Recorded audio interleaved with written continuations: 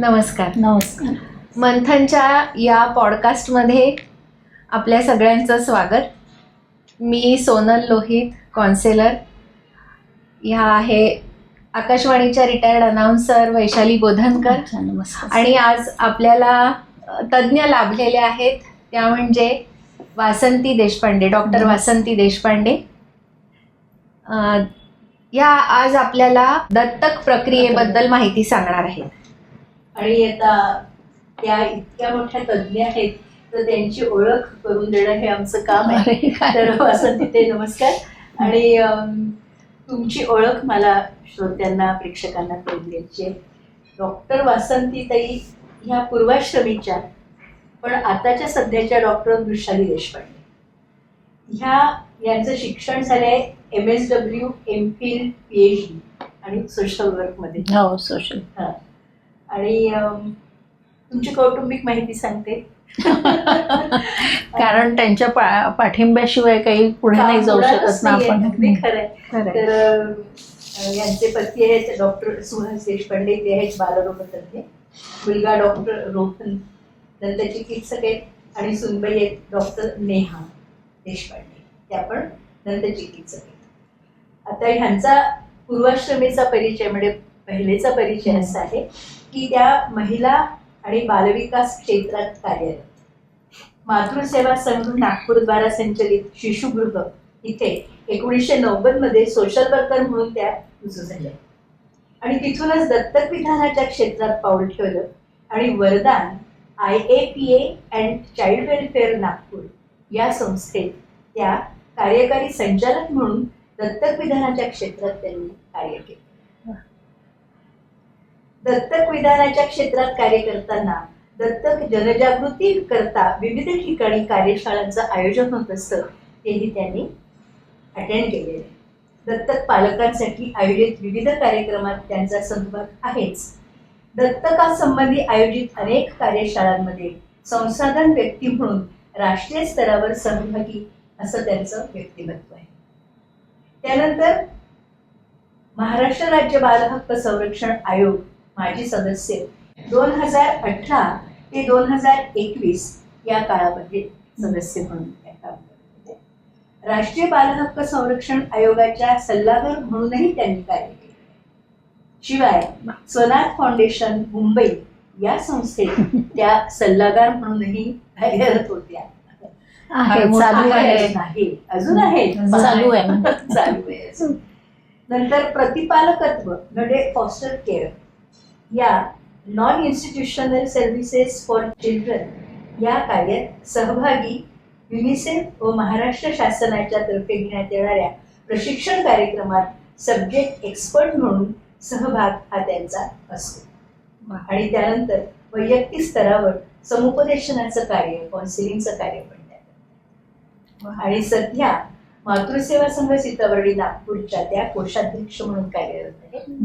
त्यानंतर औद्योगिक न्यायालय आणि GST कार्यालयाच्या पॉश कमिटीवर पण ते आहेत. आणि त्यानंतर महाराष्ट्र शासनानं त्यांना अहिल्यादेवी होळकर पुरस्कारानं सन्मानित केलेलं आहे. अशा खूप मोठ्या कार्यक्षम एवढं मोठं कार्य सगळ्यांचं कार्य आहे. आणि अशा तज्ज्ञ आपल्याला आज लाभलेले आहेत. तर नक्कीच त्यांच्याकडनं विपुल ज्ञान आणि भरपूर काही माहिती मिळेल. तर आता आपण कार्यक्रमाला सुरुवात करायची. हो. तर दत्तक विषय हा तसा आजकाल खूप अपरिचित राहिलेला नाही आहे. तरीही तुमचा इतका दांडगा अनुभव आणि इतकं सखोल त्यातलं म्हणजे ज्ञान, तर त्या अनुषंगाने मला एक विचारायचं आहे की म्हणजे पहिला माझा हे प्रश्न असा आहे की जेव्हा एखाद्या जोडप्याला, कपलला कळतं की आपण नैसर्गिक म्हणजे जैविक पालक नाही होऊ शकत आहे, तर त्याचा त्यांनी एकदा स्वीकार केल्यानंतर त्यांची जी नंतर जी प्रोसेस सुरू होते, म्हणजे थोडंसं वैचारिक त्यांची जी हे बदल घडत जातात, तर पहिल्यांदा ते कुठे जातात, की आता समजा सगळ्या मेडिकल टेस्ट करून झालेले आहेत सगळे, तर दत्तक हा ऑप्शन त्यांना कोणी सुचवतं की त्यांना त्याच्यासाठी कोणी प्रोत्साहन देतं, ती माहिती ते कुठून घेतात? असं आहे की जेव्हा आपल्या इथे आहे ना की लग्न झाल्यानंतर 1 वर्ष 2 वर्षातच सगळे विचारतात काय गुड न्यूज नाही good काय news आहे. कारण त्याचं. आणि असंच प्रत्येकच कपलला विचारलं जातं, जोडप्यांना विचारलं जातं. आता याच्या बाबतीत जसं तू विचारलंस ना, तर दत्तकाचा निर्णय हा कसं असतं की सगळे आधी उपचार केल्यानंतर साधारणपणे दत्तकाचा निर्णय घेतला जातो सर्वसाधारणपणे. त्याच्यात काही असेही पालक आहेत की ज्यांना बायोलॉजिकल मूल आहे, म्हणजे स्वतःचं मूल आहे पण ते दत्तक घेऊ इच्छितात, असंही असतं. पण पहिली जी मी कॅटेगरी तुला बोलले ना की ज्यांना आता होऊ शकत नाही, मग ते सगळं IVF पर्यंत सगळं झालं, मग तर त्याच्यानंतर मग ती चर्चा होते, कुटुंबातही होते. मग कुटुंबातलं कोणीतरी मोठं माणूस, अजूनही आपली ती कुटुंब व्यवस्था तशी आहे की सुचवू शकतात की तुम्ही अडॉप्शन का नाही करत, दत्तक घ्या ना एखादं मूल. असं ते घेतल्यानंतरही कदाचित एखाद वेळेला स्वतःच होतं वगैरे असं आहे. मग कधी मित्रपरिवारातनंही सूचना येतात की घेऊ शकतात, कारण आता हे खूप ओपन झालेलं आहे आणि ॲक्सेप्टन्स चांगला आलेला आहे. आणि मग अशा सूचना आल्यानंतर असं कोणीतरी म्हणतं आणि त्यांची पण स्वतःची तयारी मग हळूहळू होत जाते.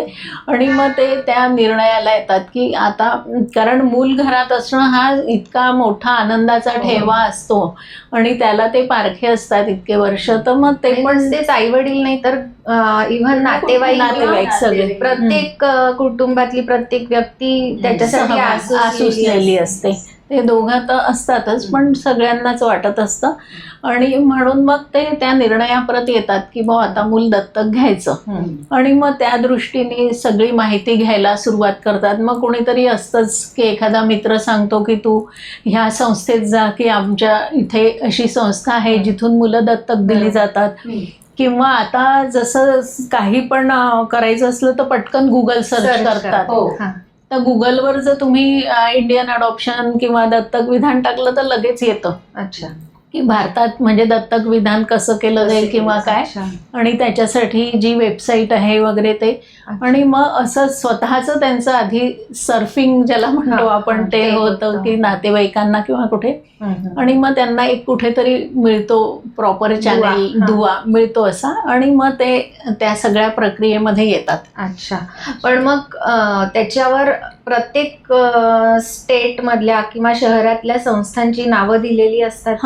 आता काय झालेलं आहे की 2015 पासून जेव्हा ज्युव्हेनाईल जस्टिस ॲक्ट 2015 आला, तेव्हा त्याच्यानंतर हे सगळं ऑनलाईन झालेलं आहे. पूर्वी कसं असतं की जसं आता तुम्ही वरदान संस्थेचा उल्लेख केला, तर तिथे ज्यांना मूल नाही ते यायचे, मग रजिस्ट्रेशन करायचे वगैरे. आता तसं नाही होत, आता ते ऑनलाईन रजिस्ट्रेशन करावं लागतं. सेंट्रल अडॉप्शन रिसोर्स अथॉरिटी आहे, त्यांची केअरिंग्ज म्हणून हे आहे पोर्टल आहे. त्या पोर्टलवर त्यांना स्वतःचं नाव रजिस्टर, आणि ते जे पोर्टल आहे ना तिथे सविस्तर सगळ्या विषयांची माहिती आहे. म्हणजे दत्तक घेऊ इच्छिणाऱ्या जोडप्यांना तुम्ही काय काय करायचं, काय स्टेप्स आहेत, एलिजिबिलिटी काय आहे त्याची, ह्या सगळ्या बाबी त्याच्यावर दिसतात त्यांना. आणि मग तिथून ती सुरुवात होते की तिथेच रजिस्टर करावं लागतं आता कारा पोर्टलवर. कारा म्हणजे सेंट्रल अडॉप्शन रिसोर्स अथॉरिटी.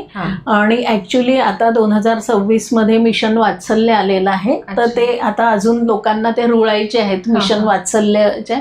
पण ते पोर्टल म्हणजे टॅग आहे, टॅग केलेलं आहे, तर ते कारावर जरी तरी ते मिशन वात्सल्यावर जातात. तर तिथे मग त्या पोर्टलवर ते रजिस्ट्रेशन करतात. आणि मग ते रजिस्ट्रेशन करताना काही अतिशय महत्त्वाचे जे डॉक्युमेंट्स असतात ते त्यांना अपलोड करावे लागतात. मग त्यांना तो रजिस्ट्रेशन नंबर मिळतो, की जसं आपण म्हणतो ना मी ऑनलाईन रजिस्टर केल्यावर एक त्यांना तो नंबर येतो. म्हणजे पुढचा जो काय पत्रव्यवहार असेल किंवा पुढच्या स्टेप्स प्रोसिजर सुरू करायचं असेल तर तो नंबर एक त्यांच्याजवळ असतो. युजर ID, पासवर्ड, आता जी काय ऑनलाईनची सगळी हे असते तशीच ती यांच्या बाबतीत पण होते. आणि ते रजिस्टर करतात. आणि त्याच वेळेला तू जसं विचारलं होतंस ना की तिथे मग काही संस्थांची नावं वगैरे, तर आता मी जसं नागपूरमधनं मला करायचं आहे तर महाराष्ट्रातल्या संस्थांची नावं अच्छा. तिथे येतात. मग नागपूरमधल्या कोणत्या आहे ते येतं. आणि मग समजा मी सिलेक्ट केलं की श्रद्धानंद अनाथालय किंवा अजून बालाशा की एक असं काहीतरी नावाचं आहे, तर ते सिलेक्ट केलं की, आणि जर मी ती एजन्सी सिलेक्ट केली ज्याला आपण सा म्हणतो, स्पेशलाइज्ड अडॉप्शन एजन्सी, अच्छा. हां, ती रजिस्टर्ड असते, रेकॉग्नाइज्ड असते, त्यांना लायसन्स्ड असतं आणि म्हणून ते त्या पोर्टलवर असतं त्यांचं. मग ते सिलेक्ट केलं की त्यांना पण ती म्हणजे हे जातं नोटिफिकेशन अच्छा. की हे पालक रजिस्ट्रेशन झाल्यानंतर मग ते हो, तिकडे जात असेल. हां, आणि मग तिकडे ते अच्छा. त्या संस्थेला मग ते संपर्क करतात, संस्था पण त्यांना संपर्क करते की तुम्ही असं असं रजिस्ट्रेशन केलंय. आणि मग कारण होम व्हिजिटचा जो मुख्य पार्ट असतो तो संस्थेचा मग सुरू होतो. अच्छा. प्रोसिजर. बरं, पण असं होतं का वासंती ते कधी की दोघं आहेत म्हणजे पती पत्नी आहेत, तर त्याचा दोघांचाही निर्णय ठरलेला नाहीये, एकाचाच कुणाचा आहे, आणि मग दोघांपैकी एकच कोणीतरी तुमच्याकडे येते आणि म्हणते की मला घ्यायचंय पण काय करणार वगैरे, हां, असं होतं का? खूप अशा 1-2 केसेस झालेल्या आहे. म्हणजे खूप आधी, पण आता तर काय इतकं सगळं ओपननेस आहे आणि दोघांचाही एकमेकांशी संवाद जास्ती चांगला मला वाटतं. आजकाल खूप बदल झालेले आहेत ना, ओपननेस ओपननेस आहे. तर त्याच्यामुळे असं रेअर, पण खूप पूर्वी अशा 1-2 केसेस झाल्या की यजमानांची इच्छा नाही आहे, मग काय करायचं वगैरे. तर मग अशा वेळेस मग थोडा काउन्सिलिंग प्रोसेस वेगळी करावी लागते. मग त्यांना आधी त्या स्वतः येतात, मग सगळं सांगतात, अजून माझे यजमान नाही म्हणतात, काय करू. मग त्यांना दोघांना बोलवायचं, जॉईंट इंटरव्ह्यू घ्यायचे वगैरे, आणि अशा प्रोसेसमधनं झाले ते तयार होतात, कन्व्हिन्स होतात. हो, चांगलं. कारण काय, कुठेतरी काही इनिबिशन्स असतात, कसं होईल, काय होईल, मला कोणी काय म्हणेल, हाही एक असतो. मग गुप्तता लागतात का? म्हणजे तुम्ही जे म्हणताय मला कोणी काय म्हणेल त्यावर नाही, गुप्तता तर आता नाहीच. म्हणजे as a adoption social worker आम्ही तर ते म्हणतो की नाही, गुप्तता नाही राखायची. अच्छा. म्हणजे सोसायटीला घाबरून किंवा थोडस त्याच्यामुळे असं होतं का कधी की पूर्वी आम्हाला हे कळू द्यायचं नाही की हे मूल नाही, कळतच ना. आता तुम्हाला सगळे डॉक्युमेंट, आता जे कागदपत्र लागतात त्याच्यात रेफरल लेटर्स असतात, रेफरन्स, तर त्याच्यात नातेवाईकांचे असतात, 2 शेजारे किंवा मित्रांचे. आता हे सगळं केल्यावर तर ती माहिती होते. गुप्तता म्हणजे मग ती राखल्यात जातच नाही. आणि ती राखू पण नाही. मग इतकं मोठं तुम्ही करता आहात, बरोबर, एवढा मोठा निर्णय आहे जो सगळ्यांच्याच आयुष्यात एक बदल घडवून आणणार आहे, तर गुप्तता राखायलाच नको, मोकळेपणाने ते स्वीकारायला हवं. म्हणजे नातेवाईकांनी मग ते सुलभही होतं ना पुढची प्रोसेस. नॉट ओनली पेरेंट्स, पण नातेवाईक, मित्रमैत्रिणी सगळ्यांनी आनंदाने तो निर्णय पूर्ण समाजासाठीच तो एक हे आहे की तुम्ही तो आनंदाने स्वीकारा. बरोबर. आणि काय आहे की मी जर एखादी माझ्या आयुष्यात गोष्ट करते आणि ती पूर्ण स्वीकारून समजून उमजून मी जेव्हा करते, तर ऑटोमॅटिकली तुम्ही इतके कॉन्फिडंट असता की समाजही ते स्वीकारतो, नातेवाईकही ते स्वीकारतात. तेच, आपण अशी डळमळीत असले, कन्व्हिक्टेड आपण स्वतः कन्व्हिन्स झालेलं असलं पाहिजे, आणि मग बरोबर लोक त्याच्यावर विश्वास ठेवायला लागतात. म्हणजे एक छोट्या बाळाने अख्खा आजूबाजूचा समाज पूर्ण वैचारिक बदल घडून आणतो. नक्कीच नक्कीच नक्कीच. ह्याच्यात पेरेंट्सच्या वयाचं काही हे आहे का? एलिजिबिलिटी आहे वयाची. त्याच्यात गव्हर्नमेंट म्हणजे की 0 ते म्हणजे आता जेव्हा मूल फ्री होतं ॲडॉप्शनला तेव्हापासून तर 2 वर्षापर्यंतचं मूल, तर त्याच्यासाठी कंपोजिट एज म्हणजे पती पत्नींचं कंपोजिट एज 85 वर्षांचं असायला हवं. मग त्याच्यात दोघांचं मिळून 85 हवं. आणि एकाचं वय 40 किमान, म्हणजे 40च्या वर नको, म्हणजे अशी ती बेरीज 85 व्हायला पाहिजे. पण आजकाल लग्नच इतके उशिरा होतात की असे सगळे प्रॉब्लेम आता आपल्याकडे आले आहेत, म्हणजे आपल्याला आले आहेत हे कळून ह्या निर्णयावर येईपर्यंत बऱ्यापैकी उशीर झालेला असतो.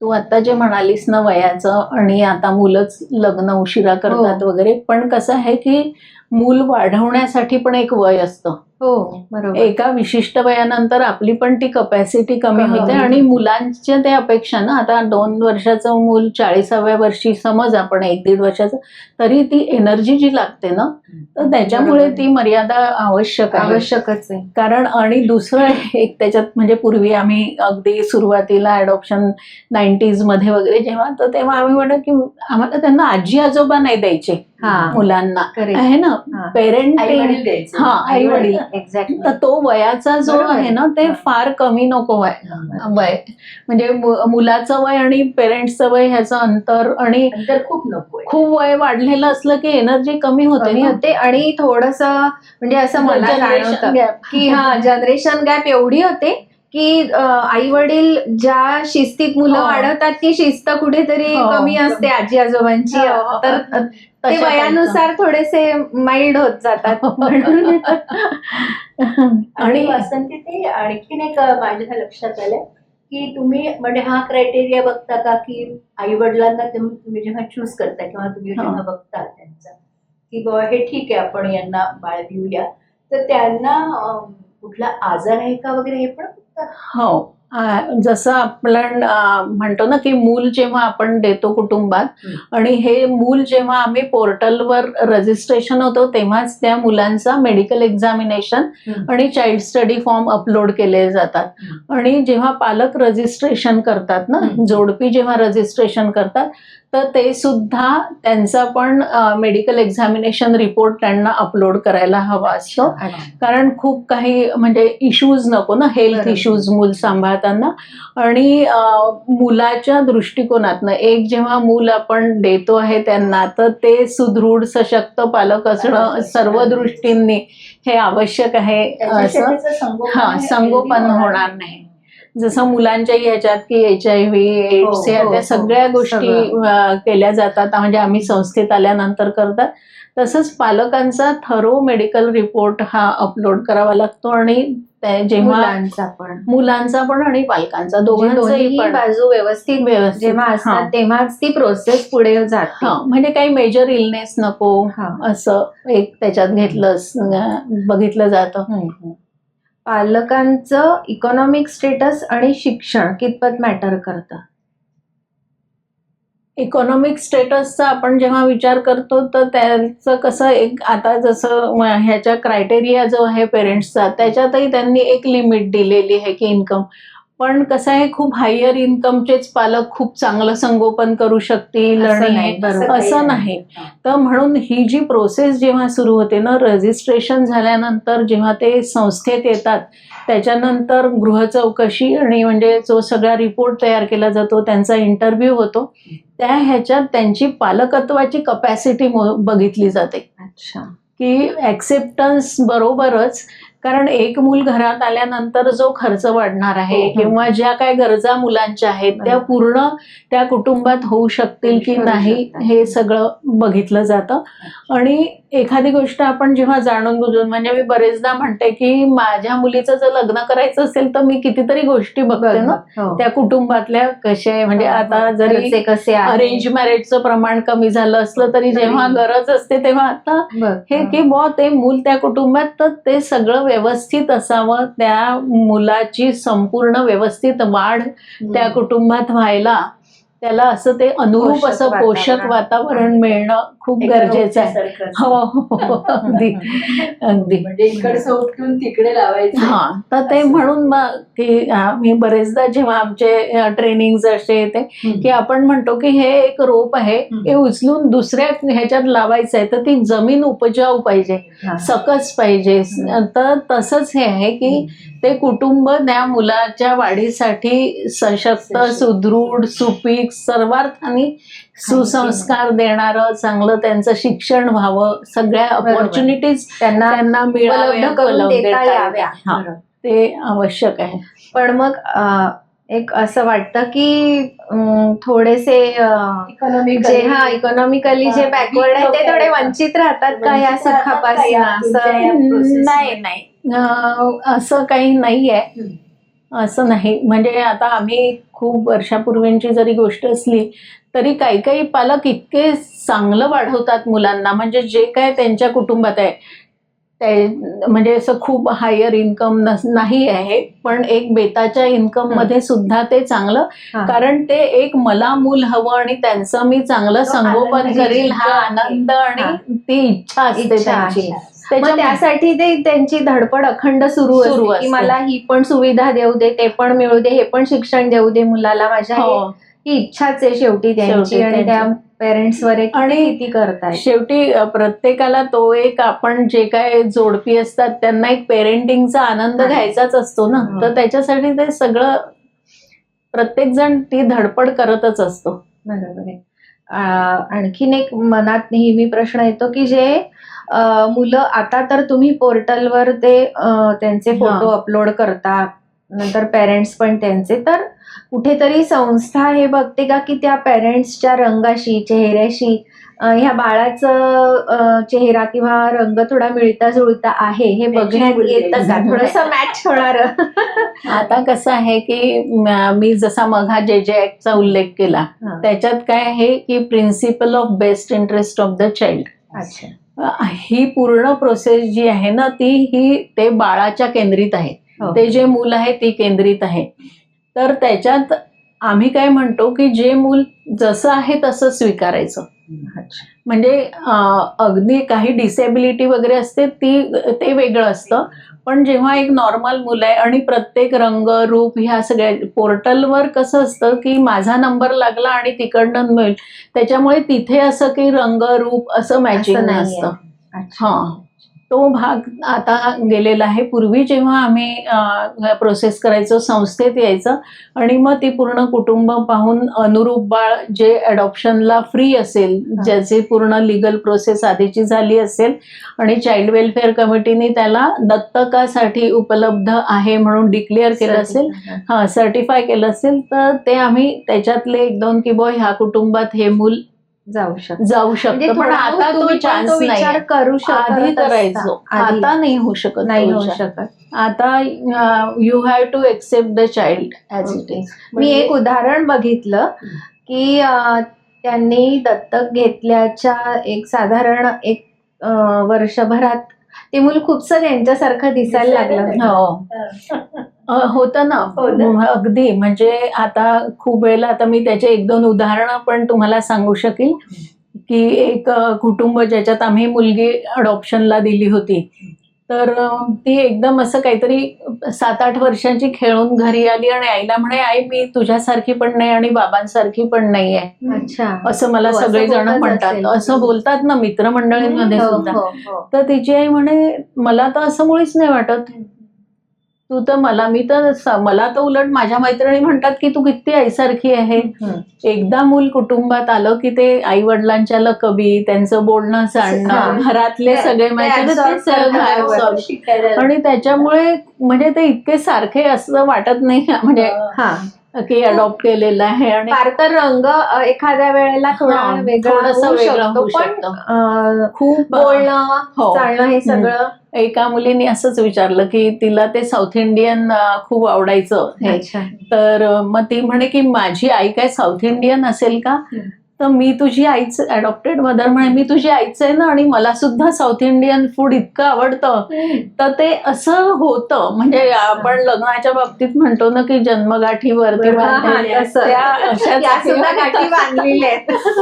आणि त्या तशाच असेलच ना. कारण आणि मी तर पालकांच्याही बाबतीत म्हणते की खरंच आभाळ एवढं मन असलेली ही आहेत आणि अगदी म्हणजे असं स्वीकारणं. कारण आता जसं आताही आपलं बोलणं चालू होतं की ज्या मुलांचा काही बॅकग्राऊंड नाही माहिती, काहीच माहिती नाही, रिलेशन मध्ये नाही, काहीही आपल्याला माहिती नसतं, ते स्वीकारणं हे किती मोठी गोष्ट आहे. ती पण काही एक अशी निर्जीव वस्तू नाही. आणि प्रत्येक ज्याला आदर्श म्हणतात अगदी तेच. म्हणजे कृष्ण ती हा, आणि जन्मदाती वेगळी आणि हो. पालनकर्ती वेगळी वेगळी होती. म्हणजे देवकी हो ते हो. ऐकलंय मी ते वाक्य की देवकी नावासाठी नव- देवकी तो यशोदा यशोदा हा हा. खरंच आहे. ते छान आहे म्हणजे बोधली खरंच आमचं ते विचार केला. टॅगलाईन आहे.